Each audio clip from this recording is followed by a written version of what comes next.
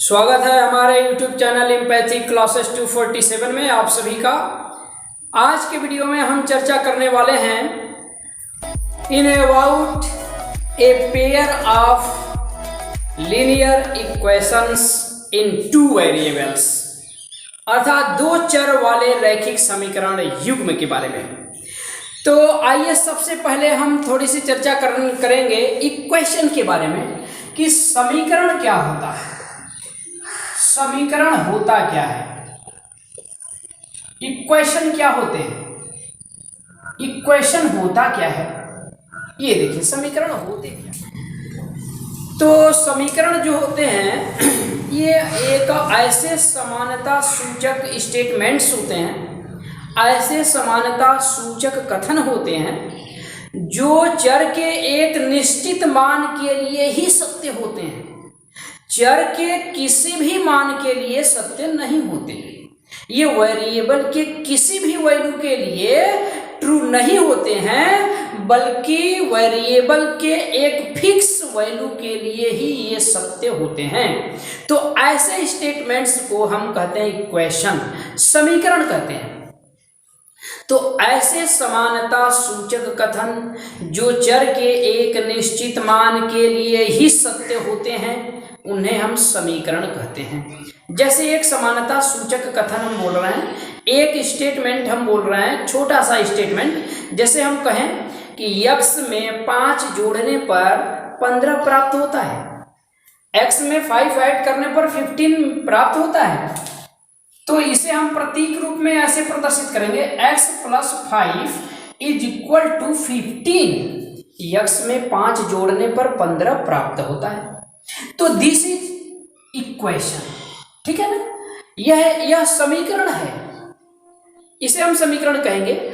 अब ये ऐसा स्टेटमेंट है कि यह चर के, जो इसमें हम x दिखाए हुए हैं, चर x, वेरिएबल x है, x के एक फिक्स मान के लिए ही ये स्टेटमेंट हमारा सत्य होगा। क्या x = 6 के लिए हमारा स्टेटमेंट सत्य होगा? 6 में 5 जोड़ेंगे तो हमें 15 मिलेगा? नहीं मिलेगा। 7 में 5 जोड़ेंगे तो क्या 15 मिलेगा? नहीं मिलेगा। 2 में 5 जोड़ेंगे तो क्या 15 मिलेगा? नहीं मिलेगा। 0 में 5 जोड़ेंगे तो क्या 15 मिलेगा? नहीं मिलेगा। x का एक ही फिक्स मान होगा जिसमें 5 को ऐड करेंगे तो 15 मिलेगा, और वो फिक्स मान क्या होगा हमारा? 10 होगा। 10 में 5 जोड़ेंगे तो 15 मिलेगा। अर्थात ये जो है x का एक अद्वितीय मान है, x का एक निश्चित मान है, x का एक फिक्स मान है, जिसके लिए ये हमारा कथन सत्य है, ठीक है ना। तो ऐसे ही कथनों को कहा जाता है समीकरण। अब जब हम समीकरण की चर्चा किए तो आपके मन में प्रश्न उठ रहा होगा, आपके मन में विचार उठ रहा होगा कि तो सर्वसमीका क्या होती है। तो सर्वसमीका की भी चर्चा कर लेते हैं भाई। सर्वसमीका देखिए क्या होती है। सर्वसमीका, सर्वसमीका, सर्वसमीका क्या होती है? आइडेंटिटी क्या होती है? आइडेंटिटी क्या होती है भाई? देखिए सर्वसमीका क्या होती है। तो सर्वसमीकाएं जो होती हैं ये ऐसे समानता सूचक कथन होते हैं जो चर के यानी वेरिएबल के किसी भी मान के लिए सत्य होते हैं, यानी वेरिएबल के सभी मानों के लिए सत्य होते हैं। तो ऐसे समानता सूचक कथन जो चर के किसी भी मान के लिए, अर्थात चर के प्रत्येक मान के लिए सत्य होते हैं, उन्हें हम कहते हैं सर्वसमीका। आइए जैसे हम देखते हैं a + b का होल स्क्वायर बराबर होता है a² + b² + 2ab। यह हमारी एक आइडेंटिटी है, यह एक सर्वसमीका है, क्योंकि यह a और b के किसी भी मान के लिए हमेशा ये सत्य है। सत्य होने का मतलब ये कि a और b के प्रत्येक मान से ये संतुष्ट हो जाता है, प्रत्येक मान से संतुष्ट हो जाता है। संतुष्ट होने का मतलब कि a और b की वैल्यू लेफ्ट हैंड साइड और राइट हैंड साइड में रखें तो दोनों का जो मान आएगा वो हमेशा बराबर आता है। लेफ्ट हैंड साइड और राइट हैंड साइड की वैल्यू हमेशा इक्वल आती है। तो अर्थात ये a और b के किसी भी मान के लिए सत्य है। a बराबर 2 रख दें, b बराबर 3 रख दें, तो लेफ्ट हैंड साइड और राइट हैंड साइड के मान बराबर आएंगे। a बराबर 0 रख दें, b बराबर 1 रख दें, तो भी दोनों साइड के जो मान होंगे वो आपस में बराबर मिलेंगे। तो ये a और b के किसी भी मान के लिए अर्थात प्रत्येक मान के लिए सत्य है, इसलिए इसे हम सर्वसमीका कहते हैं। इसी तरह a माइनस बी का होल स्क्वायर है, a square minus b square है, प्लस बी होल का क्यूब है, a माइनस बी होल का क्यूब है, a cube plus b cube है, a minus a cube minus b cube है। ये सारी की सारी सर्वसमीकाएं हैं। अब आइए चलते हैं आगे हम थोड़ा सा। अब यहाँ देखिए हम समीकरण की चर्चा कर रहे थे, तो ये जो हम समीकरण लिखे हैं ये इसमें चूंकि एक वेरिएबल है, एक चर है, इसलिए इसे हम एक चर राशि वाला समीकरण कहेंगे। एक चर राशि वाला समीकरण। और समीकरण आइए देखिए, और समीकरण हम देखते हैं। और समीकरण जैसे हम लिखते हैं x square plus 5x plus 6 is equal to 0। यह भी एक इक्वेशन है, यह भी एक समीकरण है, लेकिन ये थोड़ा सा हट के है। अब यहाँ पर हम देख रहे हैं कि ये जो हमारा है यह एक द्विघात बहुपद है, अर्थात क्वाड्रेटिक पॉलिनोमियल है ये। तो ऐसे इक्वेशंस कहे जाते हैं द्विघात समीकरण। ये द्विघात समीकरण है हमारा। और ये जो हमारा है जिसमें ये एक रैखिक बहुपद है, इसे हम रैखिक समीकरण कहते हैं या लीनियर इक्वेशन कहते हैं। अर्थात ऐसे इक्वेशन, ऐसे समीकरण जिनमें उपस्थित चर की अधिकतम घात 1 हो, उन्हें हम कहते हैं लीनियर इक्वेशन, रैखिक समीकरण या रेखीय समीकरण कहा जाता है। तो ये हमारा रेखीय समीकरण है। अब चूंकि यहाँ एक चर है तो इसको हम एक चर राशि वाला रेखीय समीकरण या रैखिक समीकरण कहेंगे। इसी प्रकार अगर दो चर हैं x प्लस वाई बराबर 5, तो ये हमारा है linear equation in two variables. ठीक है ना। तो ये हमारा है दो चर राशियों में रैखिक समीकरण। दो चर राशियों में रैखिक समीकरण है हमारा। इस चैप्टर के अंतर्गत ऐसे ही समीकरणों के बारे में हमें पढ़ना है। तो यहाँ पर हमें पढ़ना है a pair of linear equations in two variable, यानी दो चर राशि वाले रैखिक समीकरण युग्म के बारे में जानना है। युग्म का मतलब होता है जोड़ा, मतलब दो समीकरण रहेंगे साथ साथ। तो ये हमारा रहा रैखिक समीकरण दो चर राशि वाला रैखिक समीकरण है। तो ये रहा समीकरण के बारे में। अब आइए थोड़ा सा हम चर्चा करते हैं कि समीकरण का हल क्या होता है। समीकरण का हल क्या होता है, या इसी को मूल भी कहते हैं। समीकरण का हल या मूल क्या होता है। जैसे मान लीजिए एक समीकरण है 2x प्लस वाई बराबर 5, ठीक है ना। ये हमारा एक इक्वेशन है, लीनियर इक्वेशन है। लीनियर इक्वेशन एक चर राशि, दो चर राशि वाला यह एक रैखिक समीकरण है हमारा। ठीक है। अब देखिए इस समीकरण में x और y के ऐसे मान जो इस समीकरण को संतुष्ट कर दें, यानी जिन x और y के जिन मानों से ये समीकरण हमारा संतुष्ट हो जाए, तो x और y के वे मान इस समीकरण के हल बनाएंगे। यदि इस समीकरण में x बराबर 0 और y बराबर हम 5 रख दें, x बराबर 0 y बराबर 5, तो देखिए ये हमारा समीकरण संतुष्ट होगा या नहीं। संतुष्ट होने का मतलब होता है कि समीकरण के बाएं पक्ष में, यानी जिस पक्ष में हमारे वेरिएबल्स हैं, उन पक्ष में वेरिएबल्स के मान रख करके उस पक्ष का मान निकाला जाए। यदि उस पक्ष का मान दूसरे पक्ष के बराबर आ जाए तो हम कहते हैं समीकरण संतुष्ट हो गया। अगर इस समीकरण के बाएं पक्ष में x बराबर 0 और y बराबर हम 5 रख करके बाएं पक्ष का मान निकालें तो हमें कितना मिलेगा, 2 गुणे 0 प्लस 5 अर्थात 5 मिलेगा ना। अर्थात बाएं पक्ष का मान हमारा दाहिने पक्ष के बराबर आ जा रहा है, तो हम कहेंगे कि समीकरण संतुष्ट हो जा रहा है। तो x और y के जिन मानों से समीकरण संतुष्ट होता है, x और y के वे मान दिए गए समीकरण के हल कहलाते हैं या मूल कहलाते हैं। तो ये x बराबर 0 y बराबर 5 इस समीकरण का एक हल है। इसी प्रकार अगर x बराबर 2 रख दें और y बराबर 1 रख दें तो भी समीकरण हमारा संतुष्ट हो जाएगा। 2 दूनी 4 प्लस 1 5 आएगा, तो भी हमारा समीकरण संतुष्ट हो जाएगा। इस प्रकार ये भी हमारा इस समीकरण का हल है। इस तरह से दो चर राशियों वाला एक समीकरण दिया हुआ है तो एक समीकरण के असंख्य हल होते हैं, एक समीकरण के अनेक हल होते हैं, ठीक है ना।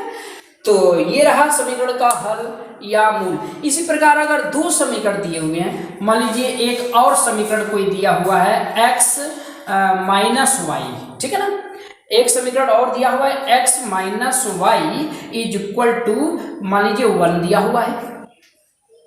तो अब ये दो समीकरण हो गए, ए पेयर हो गया, ये पेयर हो गया, a pair of linear equations in 2 variables. ये दो चर राशियों वाले रैखिक समीकरणों का एक युग्म है, एक युग्म है, एक जोड़ा है। तो युग्म के बारे में ही इस चैप्टर में हमें पढ़ना है। दो चर राशियों वाले रैखिक समीकरण युग्म के बारे में हमें जानना है। तो अगर दो समीकरण हो तो x और y के ऐसे मान जो दोनों समीकरणों को संतुष्ट करें, x और y के ऐसे मान जो दोनों समीकरणों को संतुष्ट करें, वो मान जो दोनों समीकरणों के हल कहलाएंगे। x और y के ऐसे मान जो दोनों समीकरणों को संतुष्ट करें, वो दोनों समीकरणों के हल कहलाएंगे। अगर इस मान पर हम विचार करें x बराबर 2 y बराबर 1 पर, तो ये जो मान है x और y के, इन मानों से दोनों ही समीकरण हमारा संतुष्ट हो जाएगा, दोनों ही समीकरण संतुष्ट हो जाएंगे। तो दोनों समीकरण संतुष्ट हो जाएंगे तो इसको हम कहेंगे दोनों समीकरणों का हल। तो हम आशा करते हैं कि आप हल या मूल समझ गए होंगे। अब आइए हम आगे चलते हैं। रैखिक समीकरण का ग्राफ भी खींचा जाता है। दो चर राशियों वाले रैखिक समीकरण का ग्राफ, तो आइए हम ग्राफ खींचना आपको बता दें। ग्राफ खींचना, दो चर राशियों वाले रैखिक समीकरण का ग्राफ खींचना। मान लीजिए कोई समीकरण दिया हुआ है 2x माइनस वाई बराबर 3। मान लीजिए कोई समीकरण दिया हुआ है 2x माइनस वाई बराबर 3, ठीक है ना। और इस समीकरण का हमें खींचना है ग्राफ। तो क्या करेंगे, आइए शुरू करते हैं। सबसे पहले दिए गए समीकरण से हम y का मान x के पदों में ज्ञात कर लेते हैं। यहां से हम y का मान निकालें तो हमें क्या मिलेगा, माइनस वाई बराबर क्या मिलेगा 3। 2x को इधर ले जाएंगे तो माइनस हो जाएगा, 3 माइनस 2x। अब ये माइनस चिन्ह हमें खत्म करना है, दोनों पक्षों में माइनस से गुणा कर देंगे। दोनों पक्षों में माइनस से गुणा कर देंगे तो हमें मिल जाएगा y बराबर 3 जो होगा ये माइनस हो जाएगा और ये 2x जो होगा ये प्लस हो जाएगा। अर्थात इसे हम ऐसे भी लिख सकते हैं 2x माइनस 3, ऐसे भी लिखा जा सकता है। अब इसके बाद क्या करते हैं, इसके बाद बनाते हैं नीचे एक छोटी सी तालिका, एक छोटी सी सारणी बना लेते हैं और इस सारणी में x के भिन्न भिन्न मान अपने से ले लेते हैं, x के भिन्न भिन्न मान अपने से लेते हैं और संगत y के मान हम यहाँ से ज्ञात करते हैं। यहाँ से y का मान निकालेंगे, y बराबर हमारा मिला है 2x माइनस 3। x के मान अपने से भिन्न भिन्न हम ले लेते हैं। अब यहाँ लिख देते हैं कि निम्नलिखित तालिका में या निम्न तालिका में या निम्न सारणी में, निम्न सारणी में x के भिन्न भिन्न मानों के संगत, x के भिन्न भिन्न मानों के संगत, भिन्न भिन्न मानों के संगत y के मान, y के मान दिए गए हैं, y के मान दिए गए हैं।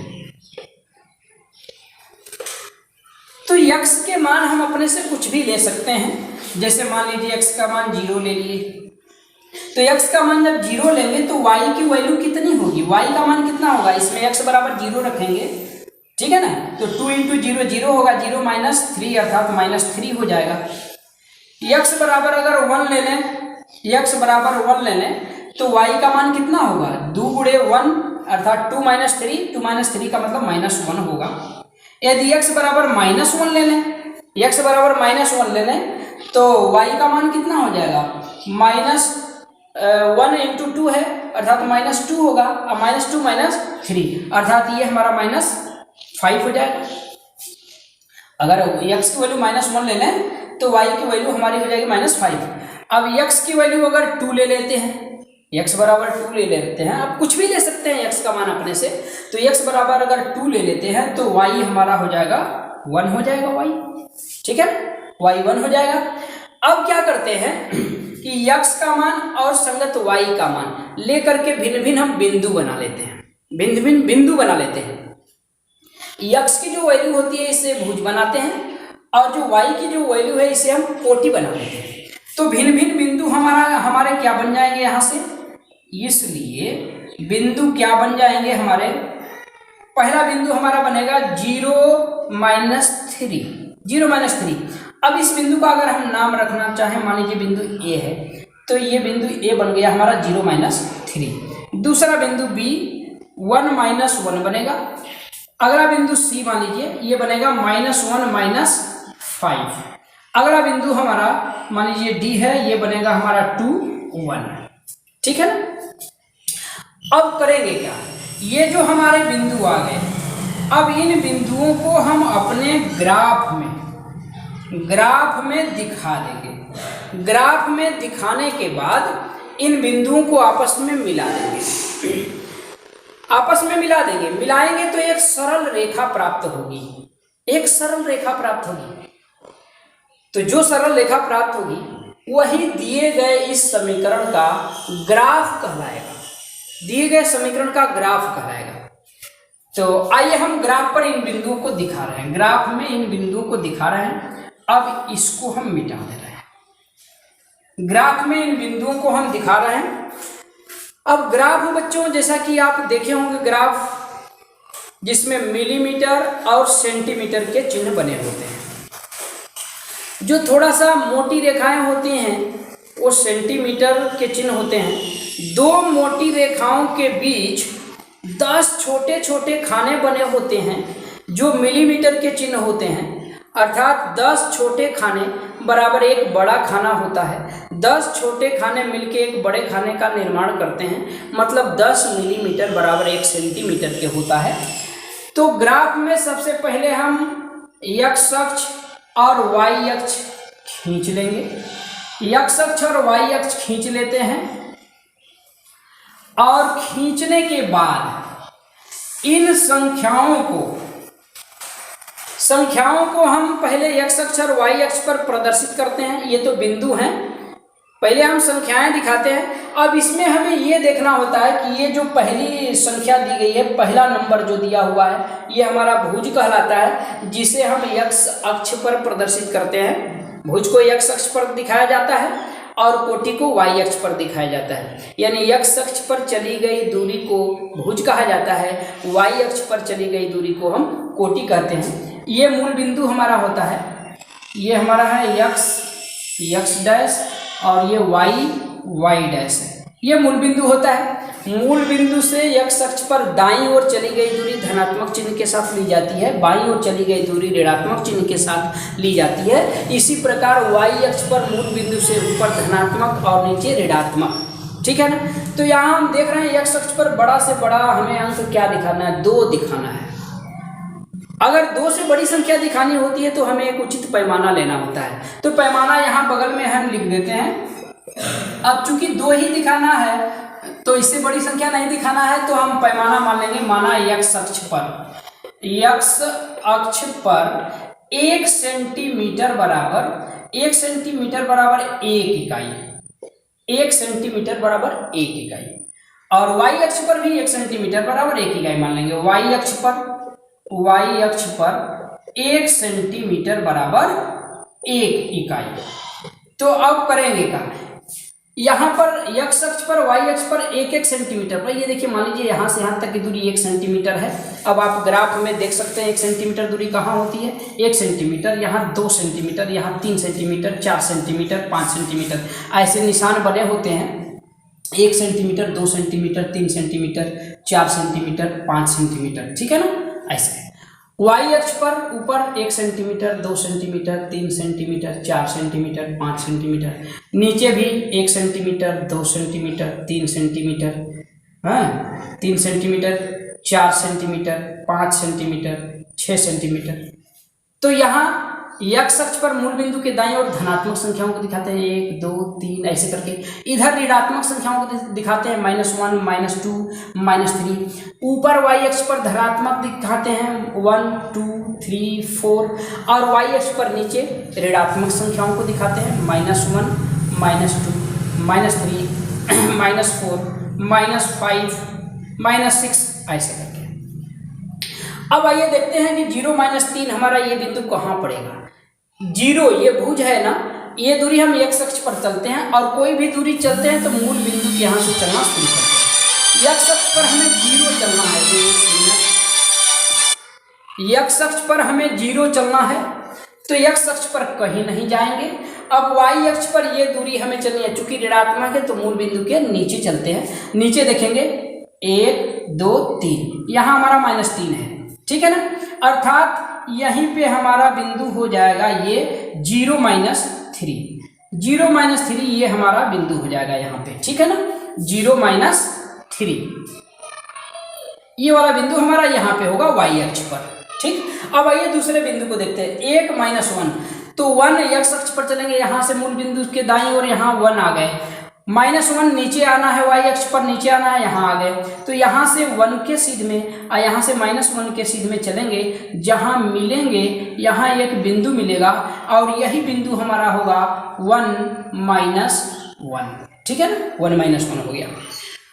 -1 -5 है, -1 x अक्ष पर चलेंगे मूल बिंदु से बाईं ओर, देखिए यहाँ ये -1 है हमारा, ठीक है ना, और -5 y अक्ष पर चलेंगे, यहाँ देखिए -5 हमारा नीचे है, तो यहाँ से क्या करेंगे, -5 से आएंगे इधर, इधर -1 से आएंगे नीचे, -1 से नीचे आएंगे, और -5 से इधर बाएं तरफ आएंगे, जहाँ मिलेंगे यहाँ एक बिंदु मिलेगा हमें, और यही बिंदु होगा हमारा -1 -5, ठीक है ना, -1 -5 होगा।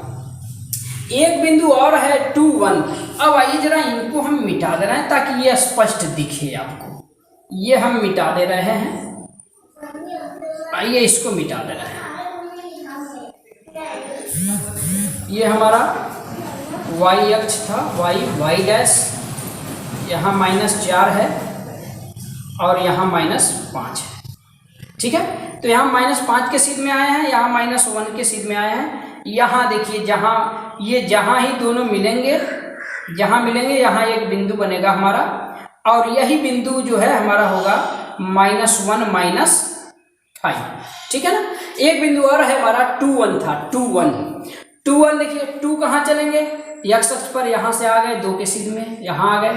1 कहाँ चलेंगे, y अक्ष पर ऊपर, देखिए यहाँ आ गए, तो यहाँ से ऊपर चलेंगे और यहाँ से इधर बाएं चलेंगे, जहाँ मिलेंगे यहाँ एक बिंदु मिलेगा हमें, और यही बिंदु हमारा होगा 2 1, यही बिंदु हमारा 2 1 होगा। अब क्या करेंगे, इन सभी बिंदुओं को स्केल लगा करके और सीधा मिला देंगे, इन बिंदुओं को स्केल लगा करके सीधा मिला देंगे। अब यहाँ तो हम हाथ से मिला रहे हैं, आप स्केल से मिलाएंगे तो बिल्कुल ये सीधा मिलेगा, ये सीधा मिलेगा, तो ये एक सरल रेखा मिली। तो यही रेखा जो होगी दिए गए समीकरण का ग्राफ कहलाएगी। तो रैखिक समीकरणों का ग्राफ जब हम खींचते हैं तो हमें एक सरल रेखा प्राप्त होती है, ठीक है ना। तो ये रहा रैखिक समीकरण का ग्राफ खींचना। अब बता दें आपको, 2 चर राशि वाला जो रैखिक समीकरण होता है, इसका व्यापक रूप जो होता है हमारा ax + by + c = 0 होता है। ये 2 चर राशि वाले रैखिक समीकरण का व्यापक रूप होता है, यानी कोई भी 2 चर राशि वाला रैखिक समीकरण हमारा इस रूप में होता है, ax plus B Y plus C बराबर 0, जहाँ ए बी और सी रियल नंबर्स हैं। ये ए बी और सी वास्तविक संख्याएं हैं। अब जरा आइए देखते हैं, यदि दो समीकरण हो, अब यदि दो समीकरण हो और दोनों ही समीकरणों के ग्राफ एक ही तल में खींचे जाएं, दो समीकरण हो, दोनों समीकरणों के ग्राफ एक ही तल में खींचे जाएं, तो तीन स्थितियां संभव हैं, तीन स्थितियां प्राप्त होती हैं। या तो दोनों समीकरणों को प्रदर्शित करने वाली दोनों रेखाएं एक दूसरे के समांतर होंगी, या तो दोनों समीकरणों के जो ग्राफ होंगे, दोनों समीकरणों को प्रदर्शित करने वाली संख्याएं जो होंगी एक दूसरे को किसी बिंदु पर प्रतिच्छेद करेंगी, या फिर दोनों समीकरणों के जो ग्राफ होंगे, दोनों समीकरणों को प्रदर्शित करने वाली जो रेखाएं होंगी एक दूसरे के ऊपर होंगी। एक दूसरे के ऊपर होने का मतलब समपाती होंगी। तो आइए देखते हैं ऐसी स्थितियां कब कब होती हैं। इसे हम इस प्रकार दिखा सकते हैं इन स्थितियों को। अब मान लीजिए हमारे पास दो रैखिक समीकरण हैं। एक समीकरण है हमारा a1x plus b1y plus c1 is equal to 0। दूसरा समीकरण है हमारा a2x plus b2y plus c2 is equal to 0। ये दो समीकरण दिए गए हैं। तो दोनों समीकरणों के आलेख जो होंगे, ग्राफ होंगे, उनका व्यवहार क्या होगा, उनका नेचर क्या होगा, उनकी प्रकृति क्या होगी, और दोनों समीकरणों के तब हल क्या होंगे, हल कितने होंगे, इसे हम आइए निम्न स्थितियों द्वारा प्रदर्शित कर सकते हैं, ऐसे दिखा सकते हैं। अब आइए हम आपको दिखाने जा रहे हैं कि कब दो समीकरणों के आलेख एक दूसरे को किसी बिंदु पर प्रतिच्छेद करेंगे और कब दोनों समीकरणों के आलेख एक दूसरे के समांतर होंगे, तब ऐसी स्थिति में दोनों समीकरणों का हल क्या होगा, और कब दोनों समीकरणों के जो आलेख होंगे एक दूसरे के संपाती होंगे, और ऐसी स्थिति में दोनों समीकरणों का हल क्या होगा।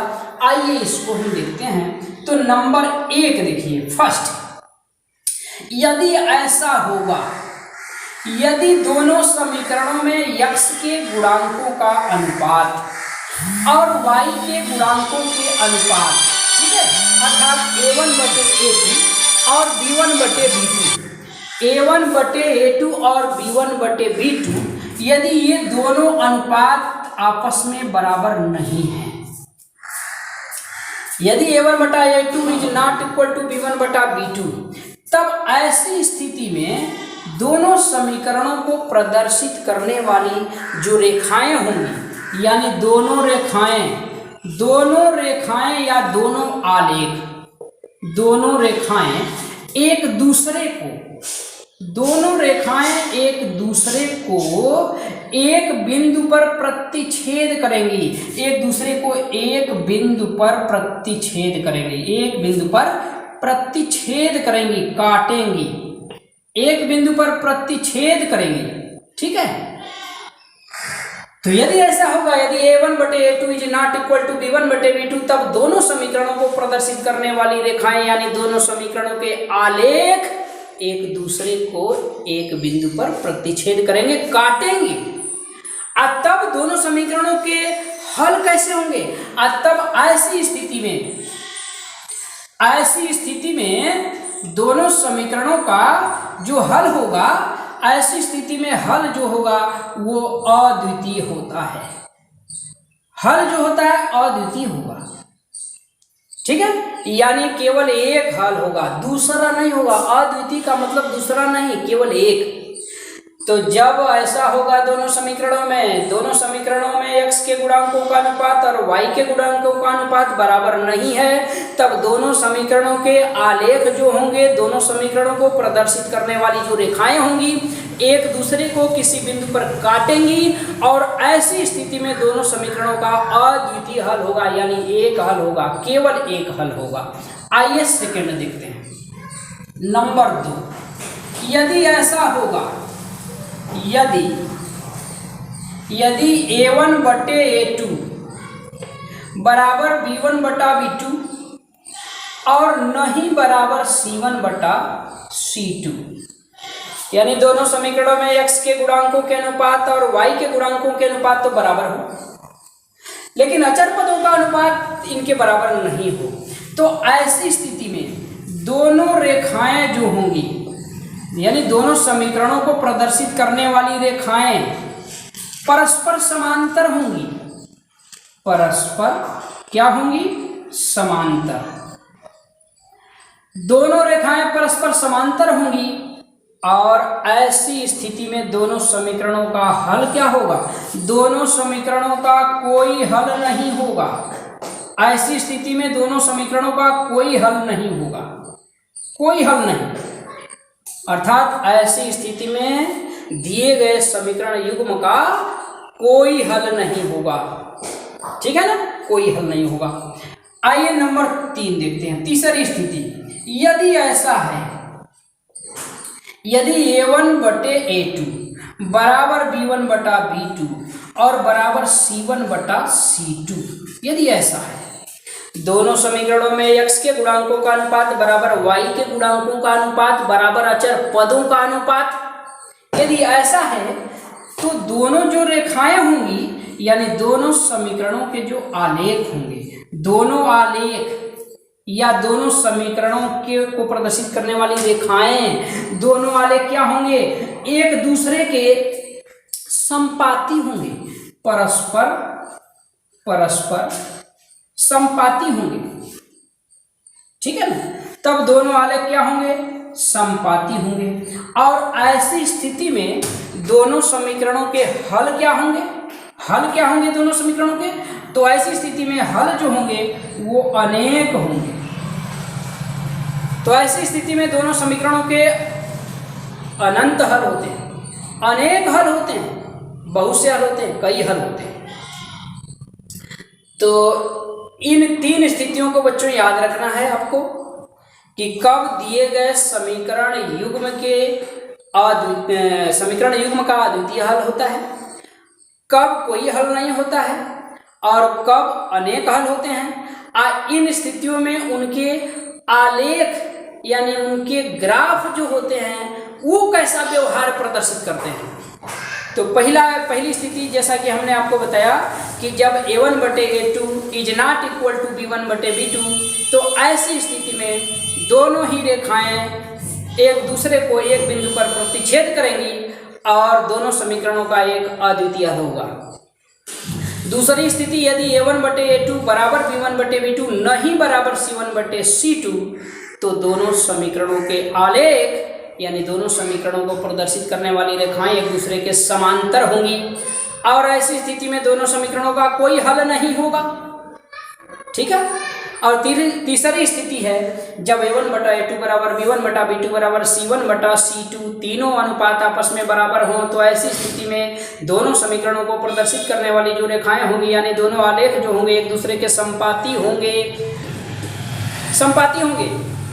और दोनों समीकरणों के जो हल होंगे वो अनेक होंगे। तो इन तीनों स्थितियों को आपको याद रखना है। तो आज की वीडियो बच्चों बस यहीं तक। अगली वीडियो में हम आपको 2 चर राशि वाले समीकरण यानी 2 चर राशि वाले रैखिक समीकरण युग्म को हल करने की विधियां बताएंगे। तो आज की वीडियो में बस यहीं तक। अगली वीडियो में फिर हमारी आपकी मुलाकात होगी इन समीकरणों को हल करने की विधियों के साथ। तब तक के लिए thank you very much for watching this video.